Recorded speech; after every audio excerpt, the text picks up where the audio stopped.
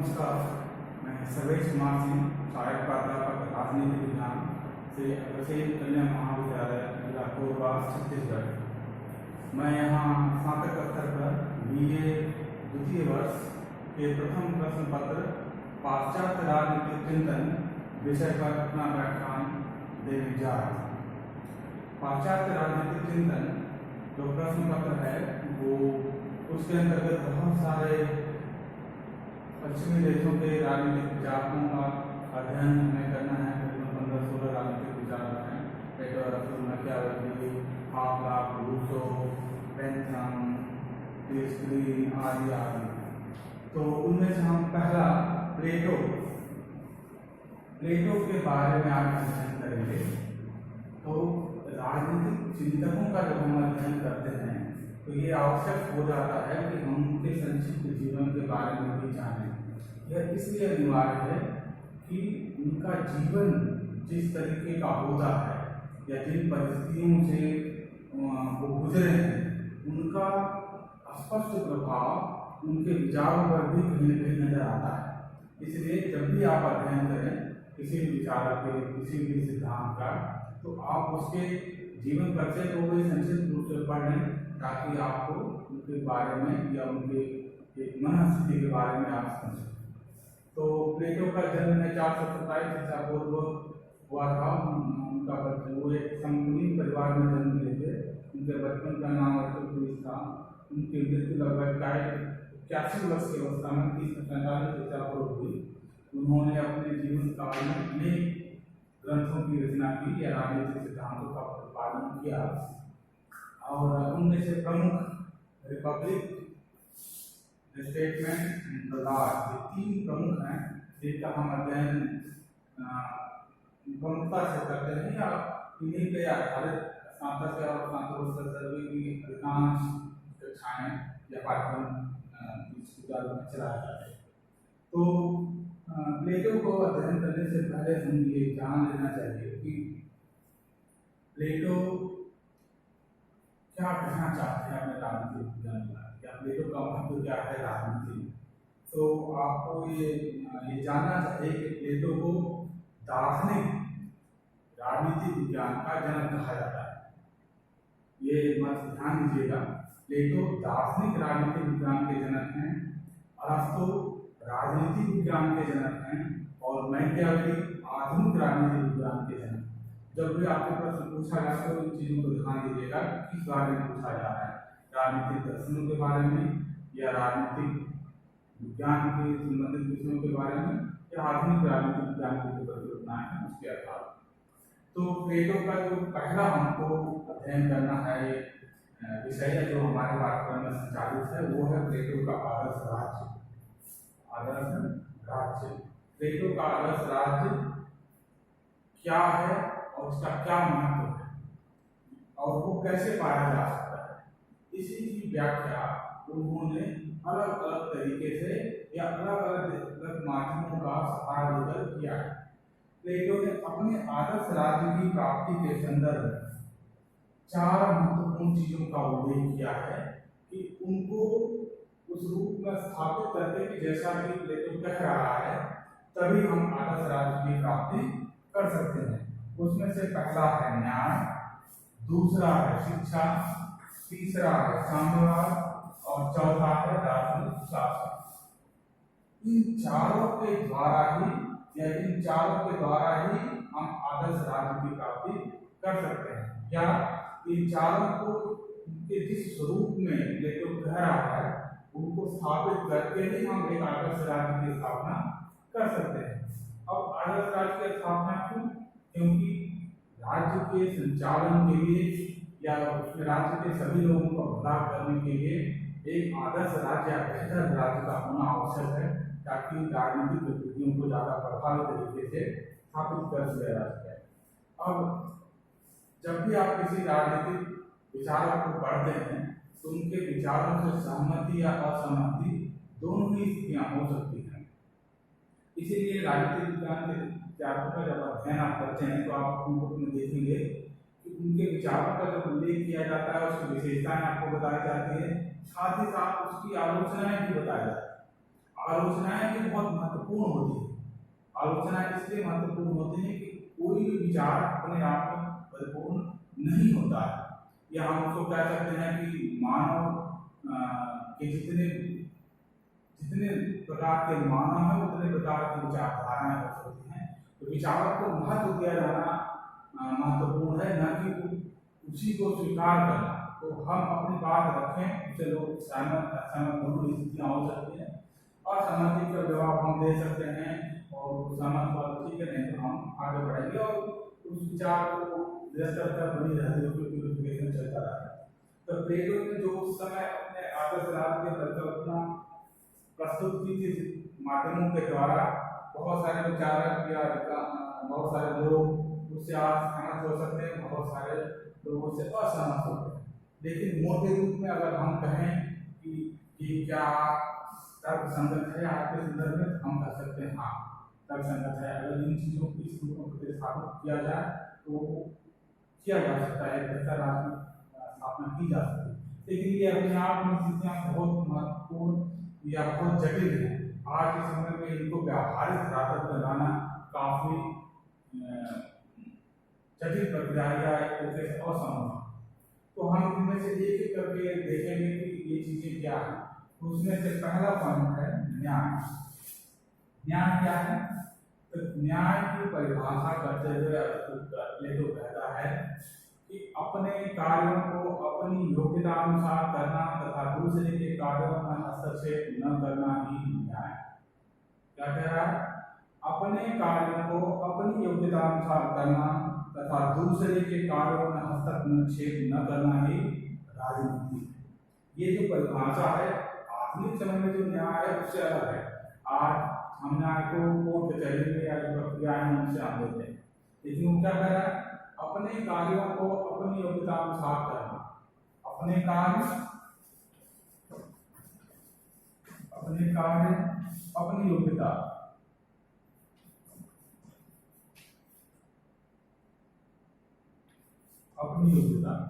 अपने कार्यों को अपनी योग्यता अनुसार करना ही न्याय। मतलब हम जिस स्थिति में हैं, हम जिस पोजीशन पे हैं, हम जिस स्टेज में हैं, उसके दायित्वों का निर्वहन करना ही न्याय है। हम दूसरे में इंटरफेयर न करें। जैसे मैं अध्यापक हूँ तो मेरा कार्य क्या है? अध्यापन करना। आप स्टूडेंट हैं तो आपका काम क्या है? अध्ययन करना। मेरा अध्ययन कराना, आपका अध्ययन करना। डॉक्टर का चिकित्सकीय कार्य करना, प्रधानमंत्री का देश की चिंता करना, एक सफाई कर्मचारी के सफाई पे नियमित ध्यान देना, ये उनके कार्य। अगर वो उन कार्यों को करते हैं तो वो न्याय संगत है। अब ये आधुनिक संदर्भ में, लेकिन न्याय को परिभाषित करते हुए जो उसकी व्याख्या करता है प्लेटो, उसने न्याय को अलग अलग तरीके से या कहें कि अपने कार्य क्या है। जैसे हम कैसे डिसाइड हो रहा है मेरा कार्य क्या है? मैं शिक्षक कार्य करना, उससे पहले भी कुछ रहा हूँ, तो वो पूरे राज्य की जनसंख्या को 3 भागों में डिवाइड करता है। प्लेटो संपूर्ण जनसंख्या को 3 भागों में डिवाइड कर देता है।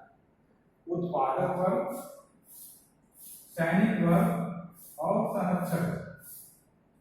ये 3 वर्ग उसने डिवाइड किए, और उत्पादक वर्ग का कार्य होगा उत्पादन की गतिविधियों को संचालित करना, सैनिक का काम होगा राष्ट्र की सुरक्षा करना, और संरक्षक या शासक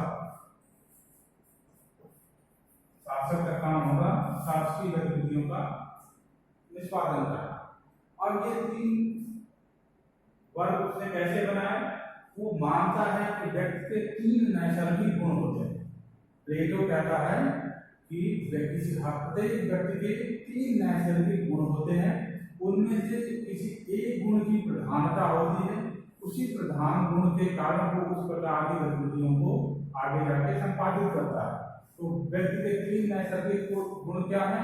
तृष्णा, दूसरा शौर्य, तीसरा विवेक। तृष्णा का प्रतिनिधित्व करने वाला व्यक्ति उत्पादक वर्ग की कैटेगरी में आएगा, शौर्य का प्रतिनिधित्व करने वाला सैनिक, और विवेक का प्रतिनिधित्व करने वाला संरक्षक।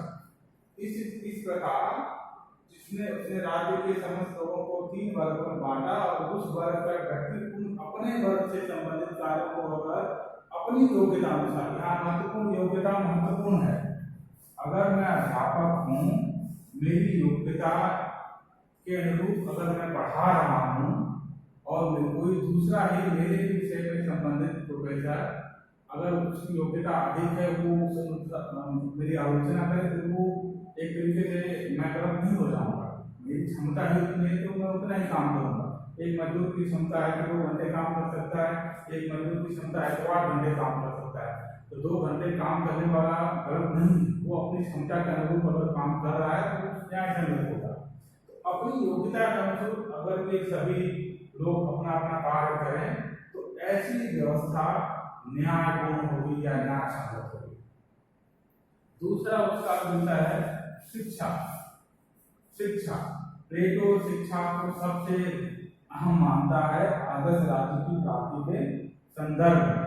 वो कहते हैं शिक्षा को वो मानता है कि व्यक्ति क्या, शिक्षा के परिभाषित करते हैं, वो क्या कहता है, शिक्षा क्या है, मानसिक व्याधियों से मुक्त होने का मानसिक उपचार शिक्षा है। मानसिक व्याधियों से मुक्त होने का मानसिक उपचार शिक्षा है। इसका शिक्षा जो हो व्यक्ति के व्यक्तित्व निर्माण में, व्यक्ति के संपूर्ण निर्माण में बहुत महत्वपूर्ण रोल अदा करता है। इसलिए प्लेटो ने शिक्षा को बहुत अधिक जोर दिया और शिक्षा को एक निरंतर चलने वाली प्रक्रिया के रूप में परिभाषित किया। इस प्रकार शिक्षा को 2 भागों में बांटता है, प्राथमिक शिक्षा और दूसरा उच्च शिक्षा। उच्च शिक्षा, प्राथमिक शिक्षा 14 साल से लेकर 20 साल तक चलती है और उच्च शिक्षा 20 साल से लेकर 30 साल तक चलती है। तो प्राथमिक और उच्च शिक्षा 2 भागों में उसने शिक्षा को बताया और वो फिर इसको अलग अलग उन्होंने डिवाइड किया है कि कैसे चीजें संचालित होंगी, कब कब क्या चीजें होंगी और कैसे किया जाएगा उनका पालन और कैसे होगा। लेकिन एक चीज यहाँ से ध्यान देना है कि जो प्लेटो का विचार है वो जो शिक्षा की व्यवस्था करता है वो सभी के लिए नहीं है। जो उसने व्यक्तिगत 3 नैसर्गिक गुणों के आधार पर 3 वर्गों का डिवाइड किया था, उसमें से जो है इन्हीं दोनों वर्गों के लिए सैनिक और संरक्षक या शासक, इन्हीं 2 वर्गों के लिए उच्च शिक्षा की प्राथमिक और उच्च शिक्षा की व्यवस्था वो करता है। तो शिक्षा का प्रबंध सिर्फ सैनिक और संरक्षक वर्ग के लिए है। कहीं बुकों में संरक्षक वर्ग को ही 2 भागों में डिवाइड कर देता है, पहला है सैनिक और दूसरा शासक। तो ये यहाँ ध्यान देने वाली बात है कि प्लेटो की जो शिक्षा है वो सिर्फ सैनिक और शासक के लिए है, उत्पादक वर्ग के लिए वो शिक्षा की व्यवस्था नहीं करता। उसका मानना है कि उत्पादक वर्ग पीढ़ी दर पीढ़ी अपनी गतिविधियों को संचालित करता है, उत्पादन के कार्यों में वो पारंगत होते जाता है, तो उसको उसी में रहना चाहिए, उसको अलग से शिक्षा देने की कोई व्यवस्था वो नहीं करता है। हालांकि इसकी आलोचना की जा सकती है। तो वो प्राथमिक और द्वितीयक शिक्षा की व्यवस्था करता है और प्राथमिक शिक्षा में 14 से 20 वर्ष तक शिक्षा दी जाती है। उसका अलग अलग विषयों की शिक्षा दी जाती है, जिसमें गणित, ज्यामिति, दर्शन शास्त्र है, उच्च शिक्षा में दर्शन शास्त्र है और अन्य जो है वो इसमें शिक्षा में रेखा गणित, इसको ज्योमेट्री बोलते हैं, उस पर वो काफी जोर देता है और इस प्रकार के द्वारा शिक्षा प्राप्त कर एक बेहतर विचारवान व्यक्ति का निर्माण किया जाएगा जो कि भविष्य में जाके शासक बनेगा और वो राज्य की गतिविधियों को संचालित करेगा। उच्च शिक्षा में ध्यान देने वाली बात है कि जब एक 30 वर्ष की शिक्षा प्राप्त करने के बाद 5 वर्ष की उसको व्यावहारिक शिक्षा दी जाएगी। 30 से 35 5 साल के लिए उसको व्यावहारिक शासन के व्यावहारिक गुणों का उसको शिक्षा दी जाएगी। उसके बाद उसकी नियुक्ति करके उसको शासन के दायित्वों को सौंप दिया जाएगा। फिर एक शासन के दायित्वों को एक निश्चित सीमा तक करने के बाद वो जब शासन के दायित्वों से मुक्त हो जाएगा, इसके बाद वो उसका कार्य समाप्त नहीं होता है। जो कहता है कि वो इतना पारंगत हो गया रहता है कि उसके विचार बहुत महत्वपूर्ण हो जाते हैं, इसलिए वो राजकीय कार्यों में प्रत्यक्ष रूप से तो सहभागी नहीं होगा, लेकिन वो अपने अनुभव का लाभ शासन को देता रहेगा और अपने सुझाव शासन को समय समय पर देता रहेगा। तीसरा उसका महत्वपूर्ण विषय है साम्यवाद। साम्यवाद में दो तरह का साम्यवाद होता है। पहला है संपत्ति का साम्यवाद, संपत्ति का साम्यवाद, और दूसरा है पत्नियों का।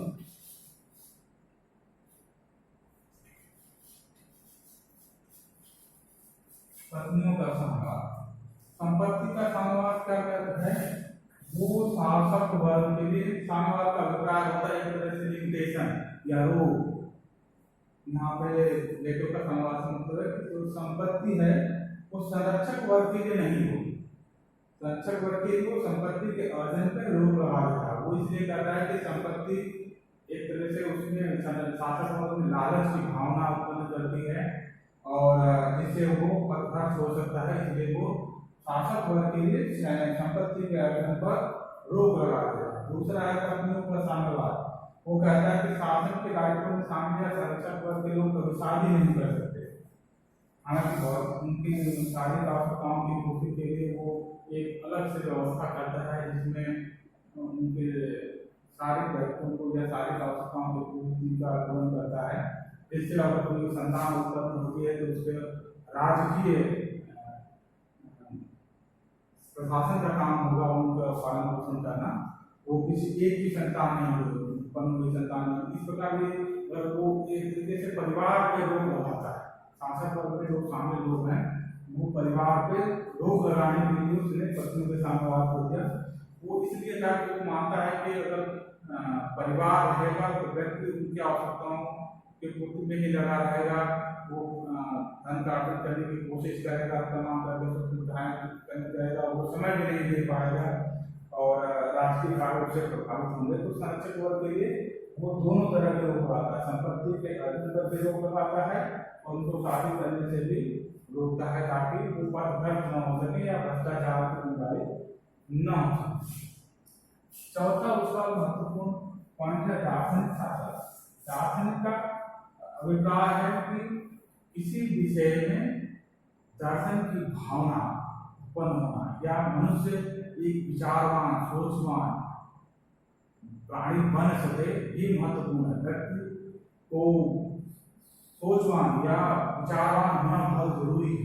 इसीलिए उसने शिक्षा के चलने की प्रक्रिया किया कि अगर इस प्रकार के शिक्षित लोग इस लंबी प्रक्रिया शिक्षा प्रक्रिया के द्वारा लोग निकलेंगे, वो विचारवान होंगे, उनको ज्ञान होगा, चीज़ों को व्यावहारिक चीज़ों को समझते होंगे, सैद्धांतिक चीज़ों को समझते होंगे और उन दोनों की कैलकुलेशन के द्वारा एक वो बेहतर निर्णय ले सकते हैं और वो शासन गतिविधियों का संचालन बेहतर तरीके से कर सकते हैं। तो विचारक का या जो शासक का है वो